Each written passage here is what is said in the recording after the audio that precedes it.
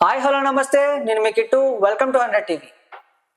హైందవ సంప్రదాయంలో ఏడాది పొడవునా ఎన్నో పండుగలు వస్తూ ఉంటాయి. ఇలాంటి పండుగల్లో శ్రావణ మాసం అనేది కొంచెం ప్రత్యేకించదగిన మాసం.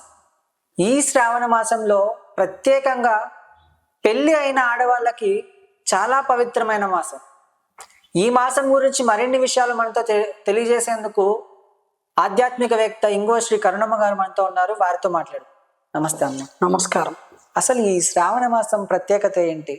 ఎందుకు ఆడవాళ్ళు ఈ శ్రావణ మాసాన్ని అంత ప్రత్యేకంగా చేస్తారమ్మా? శ్రావణ మాసము భాద్రపదము తర్వాత ఈ శ్రావణ భాద్రపదాలు హైందవ సాంప్రదాయంలో ఒక ప్రత్యేకతను సంతరించుకున్న మాసాలుగా మన పూర్వీకులు మొదటి నుంచి చెబుతూ వస్తున్నారు. భాద్రపద మాసంలో వినాయక చతుర్థి, వినాయకుడి పండగ వస్తుంది మనకి. అలాగే దానికి ముందు శ్రావణ మాసంలో ఆ 30 రోజులు కూడా వివాహిత స్త్రీలకి అత్యంత అమూల్యమైనటువంటి పర్వదినాలుగా వాళ్ళు అమ్మవారిని కొలుచుకుంటారు. కారణము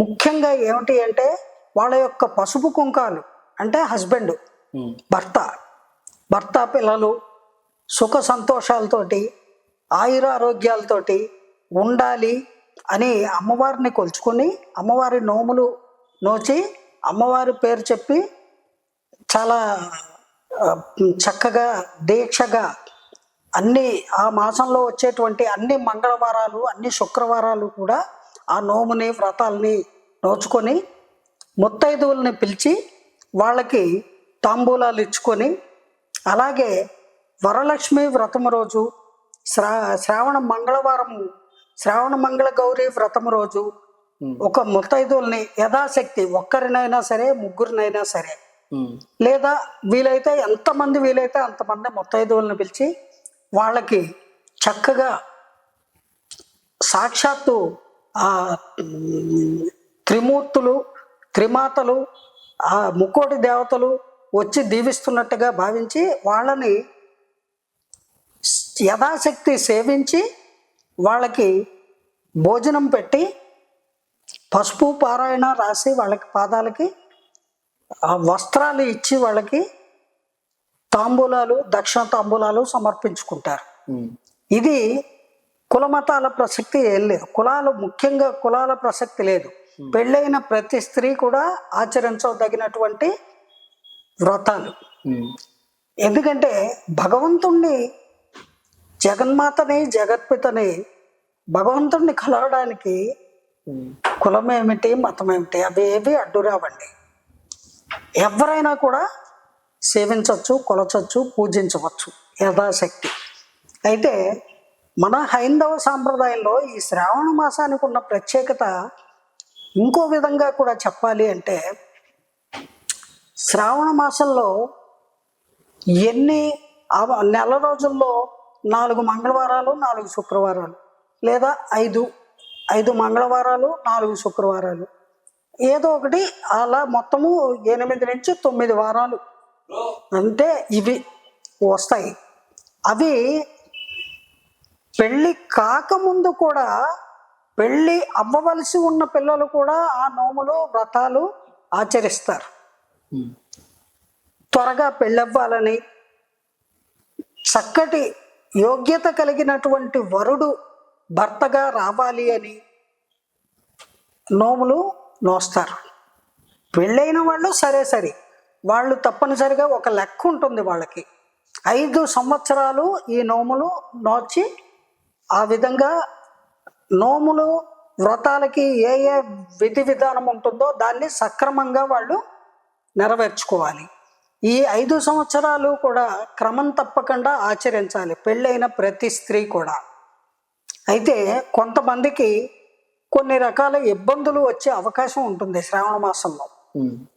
నెలసరి రావచ్చు, లేదా ఎవరైనా దూర బంధువులు వాళ్ళ సర్నేమ్ ఉన్నవాళ్ళు, ఇంటి పేరు గల వాళ్ళు, వాళ్ళ సగోత్రీకులు మరణించవచ్చు. అప్పుడు వాళ్ళకి శౌచ్యం అంటే మైల అది రావచ్చు.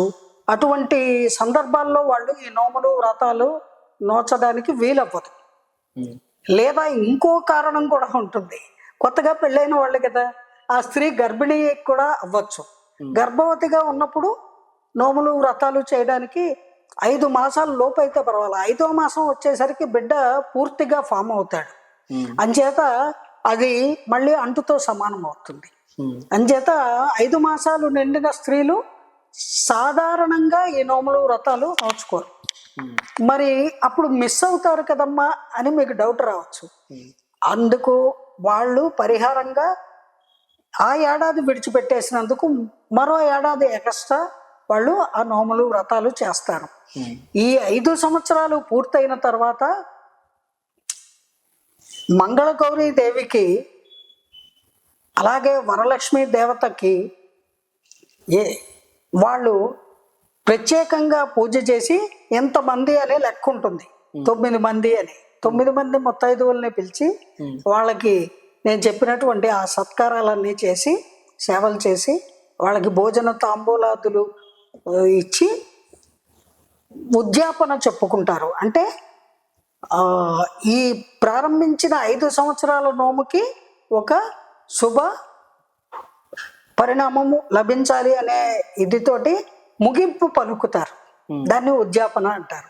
ఈ 5 సంవత్సరాలు 6 ఏళ్ళకి అవ్వచ్చు, 7 ఏళ్ళకి అవ్వచ్చు, చెప్పలేము.